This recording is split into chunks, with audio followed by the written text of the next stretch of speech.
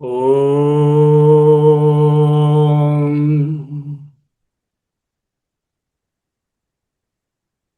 ఓం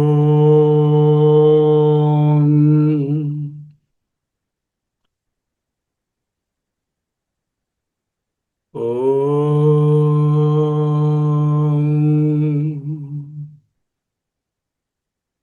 స్థిర సుఖమాసనం. అహమస్మి. అహమస్మి. అహమస్మి. అహమస్మి. సోహం. సోహం. మహావాక్యరత్న ప్రభావడి ఉపదేశవాక్య ప్రకరణం. ఈ వారంతో ఈ ఉపదేశవాక్య ప్రకరణం ముగిస్తుంది. ఈనాడు వరాహోపనిషత్తు వరుసగా 3 రోజులు, ఇవాళ రేపు ఎల్లుండి మహావాక్య విచారం. సత్యచిద్ఘనమఖండమద్వయం సర్వదృశ్యరహితం నిరామయం యత్పదం విమలమద్వయం శివం తత్సదాహమితి మౌనమాశ్రయ. తత్సదాహమితి మౌనమాశ్రయ. సత్యచిద్ఘనమఖండమద్వయం సర్వదృశ్యరహితం నిరామయం యత్పదం విమలమద్వయం శివం తత్సదాహమితి మౌనమాశ్రయ. తత్సదాహమితి మౌనమాశ్రయ. అద్వైత వేదాంతంలో బ్రహ్మస్వరూప లక్షణాన్ని, బ్రహ్మ జీవ భేద భేదమనే భావాన్ని త్రోసిపుచ్చే, జీవ బ్రహ్మ అభేదాన్ని నిశ్చయించే, ఆ నిశ్చయానికి పరిపక్వమైనటువంటి ఫలం ఏదవుతుందో ఆ మౌన నిష్ట శ్లోకాలలో అద్భుతంగా చెప్తున్నారు. వరుసగా 3 శ్లోకాలు ఇదే ఒక మాలగా ఉంటాయి. మౌనమాశ్రయ అనేటటువంటిది. సత్యచిద్ఘనమఖండమద్వయం సర్వదృశ్యరహితం నిరామయం యత్పదం విమలమద్వయం శివం తత్సదాహమితి మౌనమాశ్రయ. సత్యం చిద్ఘనం అఖండం అద్వయం సర్వదృశ్యరహితం నిరామయం విమలం శివం అనే పదాలతో పరబ్రహ్మ యొక్క స్వరూప లక్షణాలను సూచిస్తూ చివరి పాదంలో అదే ఆ పదమే సదా నేను, తత్సదా అహం అనే ప్రత్యేగాత్మతో అభిన్నాన్ని, అభేదాన్ని నిశ్చయింపజేస్తుంది. అక్కడతో ఆగకుండా ఉపనిషన్మాత మౌనమాశ్రయ. ఈ అభేద జ్ఞానంలో మాటలలోను భావాలలోను నిలిచిపోకుండా, ప్రవచనాలలో మునిగిపోకుండా స్వరూపనిష్టగా పరిణమించవలసిందని ఉపదేశిస్తుంది. అందువలన ఈ మంత్రం బ్రహ్మ యొక్క లక్షణాలు, ఆత్మ బ్రహ్మ అభేదం, నిధిధ్యాసన పరిపక్వత, చివరగా మౌన నిష్ఠ అనే పూర్తి వేదాంత క్రమాన్ని అద్భుతంగా అంతర్భూతంగా ఉంచింది. సత్యచిద్ఘనం. సత్యం చిత్, నన్ను చూసాం కదా. సర్వం చిన్మయం చిదేవా త్వం చిత్ అహం చిత్. సత్యం చిద్ఘనం. చిద్ఘనం అనే పదానికి బ్రహ్మ సత్యత్వము, చైతన్యత్వము, ఆ చైతన్యము రెండు గుణాలని అర్థం చేసుకోకూడదు. బ్రహ్మకు చైతన్యం ఉన్నదండి, బ్రహ్మకు సత్తా ఉన్నదండి అని చెప్పకూడదు. సత్తాయే బ్రహ్మ, చైతన్యమే బ్రహ్మ. వేదాంతంలో బ్రహ్మ సత్యవంతమైన ఒక వస్తువు కాదు, చైతన్యవంతమైన ఒక సూర్యుడు కాదు, ఒక ప్రకాశం కాదు. సత్యమే దాని స్వరూపము. అదేవిధంగా బ్రహ్మానికి చైతన్యం ఉంది అని కాదు, చైతన్యమే బ్రహ్మము, సదే బ్రహ్మము. ఆ ఘన అనేటటువంటిది ఏకరసత్వాన్ని, అంటే మధ్యలో జడత్వానికి భేదానికి చోటు లేని చిన్మాత్రత్వాన్ని సూచిస్తుంది. ఇప్పుడు వ్యక్తులు ఉన్నారు, ఇద్దరు వ్యక్తులు, మధ్యలో కొంత ఖాళీ ఉంది, అప్పుడు ఘనమని చెప్పలేము. ఇక్కడ బ్రహ్మయందు ఆ మధ్యలో అంతరాలేవి లేకుండా ఏకరసంగా ఉంది. మన అనుభవంలో శరీరం మారుతుంది, మనసు మారుతుంది, బుద్ధి నిర్ణయాలు మారుతాయి, జాగ్రత్త స్వప్న సుషుప్తి అవస్థలు మారుతాయి. కానీ ఈ మార్పులన్నీ తెలిసినవిగా ఉండాలంటే వాటిని ప్రకాశింపజేసే అవ్యభిచారి చైతన్యం ఉండాలి. ఒక ఆలోచన వచ్చింది అని తెలిసింది, అది పోయింది అని కూడా తెలిసింది, సుఖం వచ్చింది, దుఃఖం వచ్చింది, తొలగిపోయాయి, వాటన్నిటినీ తెలిసే చైతన్యం మాత్రం కొనసాగుతుంది. అందువలన మారే అనుభవాల మధ్య మారనిది ప్రతి అనుభవానికి సత్తా ప్రకాశాలను, సత్తా స్ఫూర్తులను, సచ్చిత్తులను ప్రసాదించే ఈ సత్య చిద్ఘన స్వరూపం. ఇక్కడ చిద్ఘనం అనే పదము మరో ముఖ్యమైనటువంటి భ్రమను తొలగిస్తుంది. చైతన్యాన్ని శరీరంలో ఉన్న ఒక చిన్న జ్యోతిగా, హృదయంలో ఒక పదార్థంగా మోహించకూడదు. చైతన్యానికి భాగాలు లేవు, లోపల బయట అనే విభాగం ఉండదు. మనసే దానిలో ప్రకాశిస్తుంది, జగత్తు కూడా దానికి జ్ఞేయంగా ప్రత్యక్షమవుతుంది. అది ఏ ఒక అనుభవానికి చెందినది కాదు, సమస్త అనుభవాలకు అధిష్టానం. రెండవ మాట ఏమిటన్నారు? అఖండం అద్వయం. రెండవది లేకపోతే మరి ఖండం ముక్క ఎక్కడ? అఖండం అంటే భాగాలుగా విభజింపబడినది, అద్వయం రెండవ స్వతంత్ర సత్తా లేనిది. ఈ రెండు పదాలు పరస్పరం పరిపూరకాలు. బ్రహ్మానికి లోపల స్వగత భేదం లేదు, దానికి సమానమైన మరో బ్రహ్మ లేదు, దానికి విరుద్ధంగా నిలిచే స్వతంత్ర రెండవ పదార్థము లేదు. అందువలన బ్రహ్మము సంఖ్యలో 1, 2 అన్నట్టుగా ఒకటి కాదు, రెండవ దానికి అవకాశమే లేనటువంటి ఏకరస సత్తా. జీవుడు, జగత్తు, ఈశ్వరుడు అనే 3 విభాగాలు అనుభవంలో చక్కగా కనిపిస్తాయి, అనిపిస్తాయి. కానీ వాటి భేదము ఉపాధి దృష్టిలో. శరీర మనసు ఉపాధితో చైతన్యం జీవునిగా, మాయోపాధితో అదే చైతన్యం ఈశ్వరునిగా వ్యవహరించబడుతుంది. నామరూప ప్రపంచం అదే సత్తపై ఆధారపడి ప్రత్యక్షమవుతుంది. ఉపాధులను పరమార్థ సత్యాలుగా తీసుకోనప్పుడు చైతన్యంలో నిజమైనటువంటి జీవ, దేవ అండ్ జగత్ అనే విభాగము చెరిగిపోతుంది. ఇంతకుముందు మనం పరిశీలించినటువంటి ఆధ్యాత్మోపనిషత్తులో ఘటాకాశ, మహాకాశ దృష్టాంతం సహజంగా గుర్తుకు తెచ్చుకోవాలి. కుండ ఆకాశాన్ని నిజంగా విభజించలేనట్లే దేహోపాధి చైతన్యాన్ని నిజంగా వ్యక్తిగతంగా విభజించదు తెలుసుకోవాలి. అఖండం అనే పదము ఈ ఉపాధి కల్పిత పరిచ్ఛేదాన్ని నిరాకరిస్తోంది. అద్వయం అనేది ఆ పరిచ్ఛేదం తొలగిన తరువాత రెండవ సత్తా లేనటువంటి స్థితి అంటూ స్థాపిస్తుంది. సర్వదృశ్యరహితం అన్నారు. దృశ్యమంతటిని నిరాకరించిన తరువాత నిన్ననే చెప్తున్నారు అనుభూతి ప్రకాశంలో సర్వం అంటే ఏమిటి? ఈ దృశ్యములే సర్వము. అప్పుడు సర్వాన్ని ఆత్మ కంటే వేరే ఇంకొకటి లేదు కదండి, అది సర్వాన్ని ఎందుకు చెప్పాలండి అంటే ఈ దృశ్యాలు అన్నీ ఉన్నాయిగా, ఇవన్నీ వేరని అనుకుంటున్నావు నువ్వు.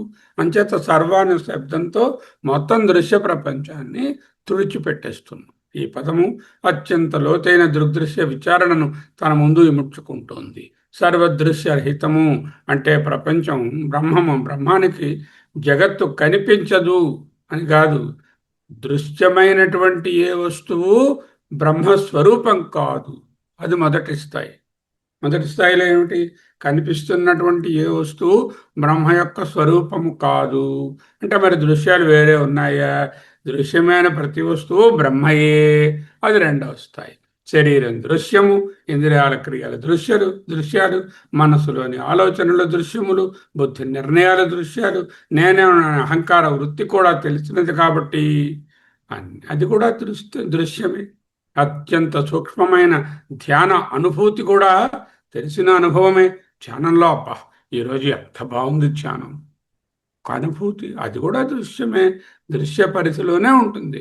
బ్రహ్మము సమస్త దృశ్యాలకు సాక్షి అయినటువంటి స్వయం ప్రకాశ సత్తా. అందువల్ల దానిని మరొక దృశ్యంగా పట్టుకోలేము. సర్వదృశ్యరహితం. చివరకు ద్రష్ట దృశ్యం ద్వైతం, ద్రష్టు దర్శన దృశ్య అనే విభాగము ఉండదు అంటూ నిధిధ్యాసనం చేశాం. నేను ద్రష్టను, ఇవన్నీ దృశ్యాలు అని వివేకం అవసరం. పరమార్థంలో ద్రష్టత్వము దృశ్యాన్ని ఆశ్రయించిన సంబంధ పదమే. అందువలన దృశ్యానికి అతీతమైన ఆత్మ చివరకు ద్రష్ట అనే పరిమితిని కూడా అధిగమించి కేవల చిత్స్వరూపంగా ఉంటుంది. నిరామయం. అమయం అంటే రోగం, వ్యాధి, దోషం, బాధ. నిరామయం అంటే రోగం లేనిది. ఎవరికి రోగం? ఈ సంసార రోగం ఎవరికి? ఉపాధికి. ఆత్మ నిరామయం, వాటన్నిటికీ అతీతమైనది. శరీరానికి వ్యాధి రావచ్చు, మనసుకు శోకం, భయం, రాగద్వేషాలు రావచ్చు, బుద్ధిలో సందేహాలు రావచ్చు. కానీ ఇవన్నీ తెలిసిన ధర్మాలు. తెలిసిన ధర్మాన్ని తెలిసే చైతన్యానికి ఆ ధర్మము అంటదు. నేను బాధపడుతున్నాను. వేదాంత విచారము బాధను తిరస్కరించదు, బాధ ఎక్కడ ఉంది అని ప్రశ్నిస్తుంది. నేను బాధపడుతున్నాను కాలు నొప్పితో, కాలు నొప్పి అని తిరస్కరించదు. ఈ కాలు నొప్పి, ఈ బాధ ఎక్కడ ఉంది అని ప్రశ్నిస్తుంది. అది శరీరంలోనా, మనసులోనా, అహంకార వృత్తిలోనా, వీటన్నిటినీ తెలుసుకున్నటువంటి చైతన్యంలోనా? అందువలన ఆత్మ స్వరూపత నిరామయం. ఇది జీవభావాన్ని నిర్లక్ష్యం చేయమని కాదు, శరీరానికి రోగం వస్తే మందులు వాడొద్దని కాదు, అనుభవ ధర్మాన్ని ఆత్మధర్మంగా ఆరోపించుకోవద్దు. అదే వివేకం. ఈ వివేకమే సంసార బాధను ఆత్మస్వరూపం నుండి విడదీస్తుంది. యత్పదం విమలం. మరణం తొలగించవలసినది ఆత్మలో కాదు, ఆత్మ శుద్ధం చేయవలసినది కాదు. ఉత్పత్తి, ఆప్తి, సంస్కారము, వికారము అనే వాటికి అతీతమైనది. అంచేత దీన్ని సంస్కరించవలసినది, సర్ఫ్ పెట్టి కడగవలసినది కాదు. కడగవలసినది ఈ ఉపాధిగత మలినాలను. విమలం అంటే మలము లేనిది, కల్మషరహితము. ఆత్మను శుద్ధి చేయాలండి. విశుద్ధాత్మ అండి. విశుద్ధమైనది మనస్సే. ఆత్మను శుద్ధి చేయనక్కర్లేదు. పరమార్థంలో ఆత్మ ఎప్పుడూ అశుద్ధం కాదు. శుద్ధి అవసరమైనది అంతఃకరణానికి. కామ, క్రోధ, రాగ, ద్వేష, అహంకార, మమకారాలు మనసులో ఉన్నటువంటి పెద్ద మలినాలు. ఇంకా గట్టిగా ఉన్న మలినాలు ముఖ్యంగా ఈ అహమ్మలు. ఉపాసన, సమధమాది సాధనలు మనస్సును శుద్ధి చేస్తాయి, ఆత్మను శుద్ధి చేయదు. ఎందుకు? ఆత్మ విశుద్ధం. విమలం. అద్దం మరణమైతే స్పష్టంగా ప్రతిబింబం కనిపించదు, కానీ సూర్యుడికి మాత్రం మరణం అంటలేదు. అలాగే అంతఃకరణ మలినం వలన ఆత్మజ్ఞానం స్పష్టంగా లేకపోవచ్చు, కానీ ఆత్మస్వరూపత ఎప్పుడు విమలమే. కాబట్టి మోక్షంలో ఒక మలిన జీవుడు శుద్ధ బ్రహ్మంగా మారాడు అంటూ ఉండదు. తాను ఎప్పటి నుంచో విమల చైతన్యమనే అవగతమవుతుంది. అద్వయం శివం. శివం అంటే మంగళ స్వరూపం. శివం అనే పదానికి ప్రత్యేక దేవతా రూపాన్ని సూచించటం లేదు. కైలాసవాసిని. మంగళం, శాంతం, దుఃఖరహితం, పరమానంద స్వరూపం అనేది వేదాంతార్థం. ప్రపంచోపశమం శివం శాంతం అద్వయం అని చదువుతున్నాం కదా. అద్వయ శివం అనే పదజంట ముఖ్యమైనది. అద్వైతం ఒక నిర్జీవమైన శూన్యము కాదు.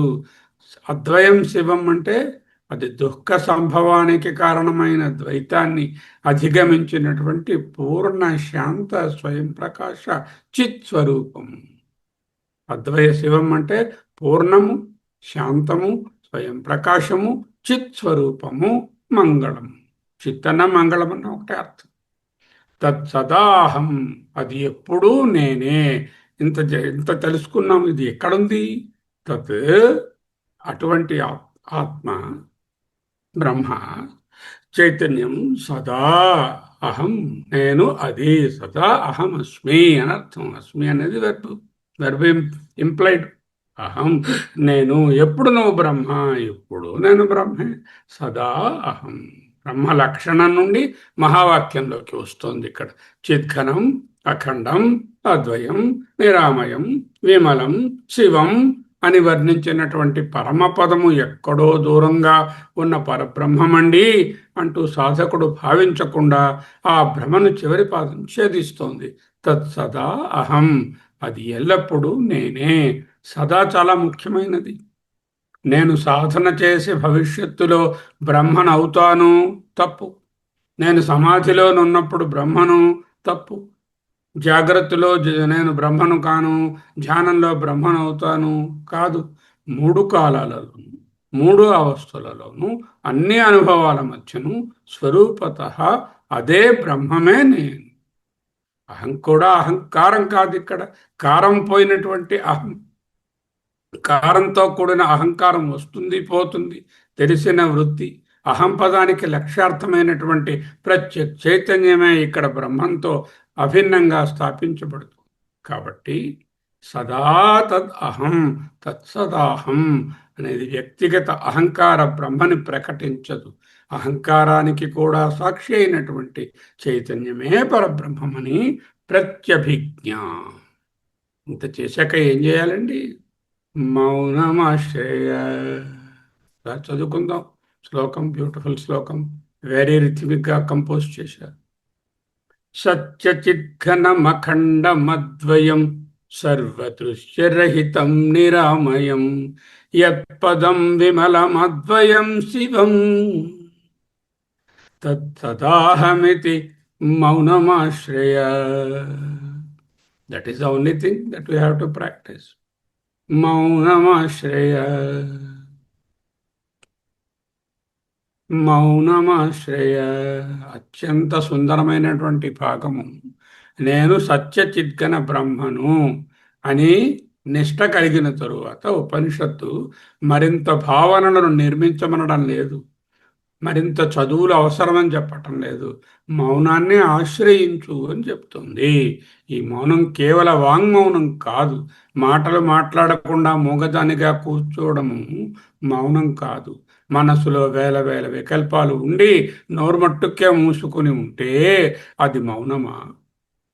ఇక్కడ మౌనం అంటే జీవబ్రహ్మ భేద కల్పన ఉపశమించిన మనోనిష్ట. నేను బ్రహ్మాన్ని తెలుసుకున్నాను అనే జ్ఞాతృభావము, బ్రహ్మము నాకు తెలిసింది అనే జ్ఞేయభావము, బ్రహ్మము నేను అనుభవించాను, బ్రహ్మ అనుభూతి పొందుతున్నాను అనేటటువంటి మనోభావము, బ్రహ్మను నేను ధ్యానిస్తున్నాను అనే సాధక భావము కూడా చివరకు ఉపశమించాలి. మానవం అంటే జడత్వం కాదు, స్వయం ప్రకాశ చైతన్యానికి తనను తాను మరో వృత్తితో నిరూపించుకోవలసిన అవసరము ఉండదు. మౌనమాశ్రయ మంత్రానికి ఇది పరిపూర్ణమైనటువంటి ముగింపు. మాండుక్యోపనిషత్తులో శాంతం శివం అద్వైతం అంటూ నేర్చుకున్నాం 7వ మంత్రంలో. ప్రపంచోపశమం శాంతం శివం అద్వైతం చతుర్థం మన్యంతే సాత్మా సవిజ్ఞేయ. వివేక చూడామణిలో ఈ శ్లోకం వంటి శ్లోకములే వరుసగా 11 శ్లోకాలు ఉన్నాయి. జాతి నీతి కుల గోత్ర దూరగం నామ రూప గుణ దోష వర్జితం దేశకాల విషయాతివర్తియత్ బ్రహ్మతత్వమసి భవయాత్మని యత్పరం సకల వాగగోచరం గోచరం విమలపోత చక్షుష శుద్ధ చిద్ఘనమనాది వస్తు యత్ బ్రహ్మతత్వమసి భవయాత్మని. ఇక్కడ సత్యచిద్ఘనమఖండమద్వయం సర్వదృశ్యరహితం నిరామయం యత్పదం విమలమద్వయం శివం తత్సదాహమితి మౌనమాశ్రయ. ఆచార్య స్వామి వారు ఈ ఉపనిషత్తుని తీసుకొని దీనిలోనున్నటువంటి మహావాక్యాన్నే దర్పణంగా వివేక చూడమని మనకి ఉంచారు. జాతి నీతి కుల గోత్ర దూరగంలో బ్రహ్మము జాతి నీతి కులం గోత్రం వంటి దేహ సంబంధ విశేషాలకు అతీతమని, నామ రూప గుణ దోషరహితమని, దేశ కాల విషయ పరిచ్ఛేదాలకు అతీతమని చెప్పి అటువంటి బ్రహ్మము ఎక్కడో లేదయ్యా, యద్బ్రహ్మ తత్వమసి, అది నీవే అంటూ ఉపదేశించారు. వరాహోపనిషత్తు కూడా అదే చెప్తుంది. యత్పరం సకల వాగగోచరం అనేటటువంటి వివేక చూడామణి శ్లోకంలో చిద్ఘనం అనే పదమే వరాహోపనిషత్తులో సత్యచిద్ఘనమనాది వస్తు ఎత్ అన్నారు. అశుద్ధ చిద్ఘనమని ఆయన అంటే ఇక్కడ సత్యచిద్ఘనం అన్నారు. ఒక్కటే దృశ్యానికి స్వతంత్ర సత్యత్వాన్ని అపవాదం చేసి సన్మాత్ర ఆనందగణ బ్రహ్మస్వరూప నిష్ట పొందడమే అక్కడి బోధ. వరాహోపనిషత్తులు సర్వ దృశ్యరహితం తరువాత వెంటనే తత్ సదాహం అనేటటువంటిది రాకుండా ఇదే క్రమం దృశ్య నిరాకరణం శూన్యంలో ముగియదు, స్వరూప ప్రత్యభిజ్ఞలోనే ముగుస్తుంది అంటూ సదాహం తత్. చూడమని శ్లోకాలు వరాహోపనిషత్తుతో పోలిస్తే ఒక అందమైనటువంటి క్రమం కనిపిస్తోంది. చూడమణిలో పునః పునః తద్బ్రహ్మత్వమసి భావయ భావయ తద్బ్రహ్మత్వమసి భావయ అని సాధకునికి అభేద బోధను నిధిధ్యాస రూపంగా ఒక టీచర్ స్టూడెంట్కి చెప్తున్నట్టుగానే ఉన్నది. తత్వమసి అని గురుబోధలాగా తద్బ్రహ్మత్వమసి భావయ అంటూ బోధిస్తున్నారు. వరాహోపనిషత్తు ఏం చెప్తుంది? అదే విచారణను మరింత పరిపక్వ స్థితికి తీసుకెళ్ళి అహమస్మి అంటున్నది. తత్ సదాహమస్మి అంటూ ఇక్కడ స్వరూప నిశ్చయంగా శిష్యుని తాలూకా ఆత్మనిష్టను చూపిస్తోంది. చివరకు మౌనమాశ్రయ అంటూ పినాకిల్ ఫైనల్ స్టేట్ను వివరిస్తోంది. బ్రహ్మస్వరూప లక్షణం ప్లస్ అదే నేను అనే ఆత్మనిశ్చయము, ఈ రెండు వరాహోపనిషత్తు శైలిలో సాగుతున్నాయి. 3.6, 3.7, 3.8 3 శ్లోకాలు ఒకే మాలగా ఉన్నాయి. రేపు ఎల్లుండి కూడా ఇవి మహావాక్య రత్నప్రభ పుస్తకంలో ఆ శ్లోకాలు కూడా ఇవ్వబడ్డాయి. వాటిని రేపు ఎల్లుండి నిధిధ్యాసన చేస్తాం. దానితో వరాహోపనిషత్తు వరుస 3 మంత్రాలలో ఉండే సారాంశం తెలుస్తుంది. చూడమణిలో బ్రహ్మతత్వమసి భావయాత్మని అనే శ్లోకమాలకు ఇవి ఎంతో సమీపంగా ఉన్నాయి. ఈ 2 మాలికలను కలిపి అధ్యయనం చేస్తే 3 స్థాయిలు స్పష్టమవుతున్నాయి. మొదట బ్రహ్మ లక్షణ విచారం, రెండవది జీవబ్రహ్మ అభేద నిశ్చయము, మూడవది అభేద జ్ఞానంలో మౌన నిష్ట. ఇది బలమైనటువంటి వేదాంత సమన్వయం. ఆత్మబోధతో చూస్తే అవిరోధతయా కర్మ నా విద్యాం వినివర్తయేత్ విద్యా విద్యాం నిహంత్యేవ తేజస్తిమిరసంఘవత్. కర్మ అజ్ఞానానికి ప్రత్యక్ష విరోధి కాదు. జ్ఞానమే అజ్ఞానాన్ని తొలగిస్తుంది. వెలుగు చీకటిని తొలగించినట్లు తేజస్తిమిర సంఘవత్. ఇక్కడే విమలం నిరామయం అని అర్థం చేసుకోవడానికి ఇది సరిపడుతుంది. ఆత్మలో మలాన్ని తొలగించడం కాదు, ఆత్మ మలినమైనదనే అవిద్యను జ్ఞానం తొలగిస్తుంది. అవిరోధతయా కర్మ నా విద్యాం నివర్తయేత్ విద్యా విద్యాం నిహంత్యేవ తేజస్తిమిర సంఘవత్. మహావాక్య వృత్తిలో తత్ చివరకు అహం అవుతుంది. ఇక్కడ తత్సదాహం అంటూ ఇక్కడ రాశారు. యత్ పదం తత్సదాహం అంటే తత్ అహం, అది నేను, అదే నేను పరోక్షంగా స్థాపిస్తుంది. అష్టావక్ర గీతలో గురుగారు మనకు చిన్న చిన్న గేయాలుగా వ్రాసి అందించారు అష్టావక్ర గీతను. వీలుంటే అష్టావక్ర గీతను మనం అధ్యయనమైనా చేయాలి, నిధిధ్యాసన అయినా చేసుకోవాలి. చేద్దాం. మౌనమాశ్రయ భావానికి అష్టావక్ర గీతలోని నిర్వికల్ప స్వరూప నిష్ట అతి దగ్గరగా ఉంది. జ్ఞాని తనను దేహ మనోక్రియలతో అనుసంధానించకుండా స్వరూపంలో విశ్రాంతుడై ఉండే స్థితిని అష్టావక్ర గీత పదే పదే చెప్తుంది. అద్వైత జ్ఞానం పరిపక్వమైన తరువాత నిరంతరం కొత్త భావనలను నిర్మించడం అవసరం లేదనే దిశ ఇక్కడ కూడా స్పష్టంగా కనిపిస్తుంది. అందువలన మౌనం అంటే జ్ఞానానికి విరుద్ధమైనటువంటి అచేతనత్వం కాదు. జ్ఞానం తన పనిని పూర్తి చేసిన తరువాత మిగిలే అహంకార రహితమైనటువంటి పూర్ణ విశ్రాంతియే మౌనం. తేజోబిందోపనిషత్తు ముందు పరిశీలించాం. దాంట్లో అహం బ్రహ్మేతి నిశ్చిత్య అహంభావం పరిత్యజ, అహం బ్రహ్మాన్ని నిశ్చించి ఆ అహం అనేటటువంటి భావాన్ని కూడా వదులు. అదే ఇక్కడ మౌనమాశ్రయం. మంత్ర సమగ్రార్థం ఏమిటి? ప్రతి పదం తరువాత నెక్స్ట్ పదాన్ని సిద్ధం చేస్తుంది. చూడండి, సత్యచిద్ఘనం అని ఆత్మను నిత్యమైన సత్య చైతన్యంగా నిరూపించారు. సచ్చిత్ అన్నారు మొదట, వెంటనే అఖండమద్వయం, దానిలో ఇంకొక విభాగము లేదు, రెండవ సత్తా లేదు అంటూ చెప్తున్నారు. ఇంకప్పుడు దృశ్యాలు మిగిలాయి. సర్వదృశ్యరహితం అంటూ శరీర మనో జగదాదులను దృశ్యత్వాన్ని నిరాకరించారు. ఇంకా ఏదైనా ఉందేమో అని నిరామయం విమలం అని ఉపాధి ధర్మాలైన దోషాలను చైతన్యానికి అంటవంటూ నిస్సంగాన్ని చూపించారు. ఆ తరువాత అది శూన్యం కాదంటూ అది చైతన్యమని, శివం పూర్ణ మంగళ శాంత స్వరూపమని శివమని ప్రకటించారు. కానీ ఇవన్నీ బ్రహ్మాన్ని గురించి చెప్పినటువంటి లక్షణాలుగా ఎక్కడో దూరంగా మిగిలిపోతే వేదాంతం యొక్క ప్రయోజనం సంపూర్తి కాదు. అందువలన ఉపనిషత్తు ఒక్కసారిగా ఒక్క ఉదుటన తత్సదాహం అంటూ చెప్తుంది. ఇంతవరకు వర్ణించిన బ్రహ్మము అది ఎప్పుడూ నేనే, ఎప్పుడో అవుతాను కాదు, సమాధిలో మాత్రమే ఉంటానని కాదు. సదా అహం బ్రహ్మాస్మి, సదాహం తత్. ఆ నిశ్చయం వచ్చిన వెంటనే ఇంకేం మిగులుతుంది? మౌనమాశ్రయ. బ్రహ్మాన్ని వెదకవలసిన అవసరం లేదు, బ్రహ్మాన్ని సంపాదించవలసిన పని లేదు, నేను బ్రహ్మమును అని తనను తాను నిరంతరం ఒప్పించుకోవలసినటువంటి అవసరం లేదు. భేదబుద్ధి ఉపసంపించిన చోట, జ్ఞాతాజ్ఞేయ విభాగం అవసరం లేని చోట, బ్రహ్మ ఆత్మ చిత్తు సత్తు అనే పదాలకు ప్రయోజనం కూడా లేని చోట స్వయం ప్రకాశమైనటువంటి సత్య చిద్ఘనమే నిలిచి ఉంటుంది.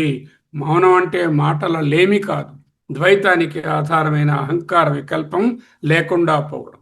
ఈ మౌనం శూన్యత కాదు, సత్య చిద్ఘన పూర్ణత్వం. ఈ మౌనం సాధారణ విరమణ కాదు, సాధన తన ప్రయోజనాన్ని సాధించిన తరువాత కలిగే సహజ బ్రహ్మనిష్ట. ఇదే తత్సదాహమితి మౌనమాశ్రయ, తత్సదాహమితి మౌనమాశ్రయ, తత్సదాహమితి మౌనమాశ్రయ.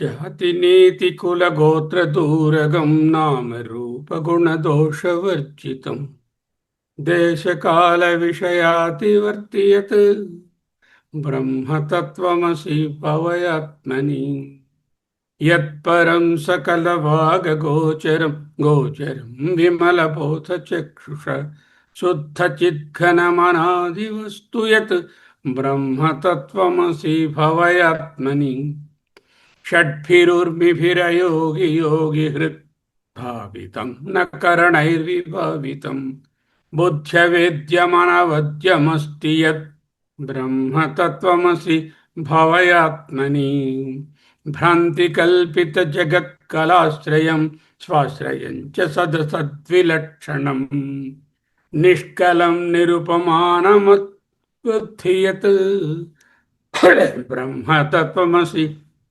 భవయాత్మని జన్మ వృద్ధి పరిణత్య పక్షయ వ్యాధినాశన విహీనమవ్యయం విశ్వసృష్ట్యవ అవనఘాత విశ్వసృష్ట్యవ ఘాత వికారణం బ్రహ్మతత్వమసి భవయాత్మని అస్తభేదమనపస్తలక్షణం నిస్తరంగ జలరాశి నిశ్చలం నిత్యముక్తమవిభక్తమూర్తి యద్ బ్రహ్మతత్వమసి భవయాత్మని ఏకమేవ సదనేక కారణం కారణాంతర నిరాస్య కారణం కార్యకారణ విలక్షణం స్వయం బ్రహ్మతత్వమసి భావయాత్మని నిర్వికల్పకమనల్పమక్షరం యక్షరాక్షర విలక్షణం పరం నిత్యమవ్యయ సుఖం నిరంజనం బ్రహ్మతత్వమసి భవయాత్మని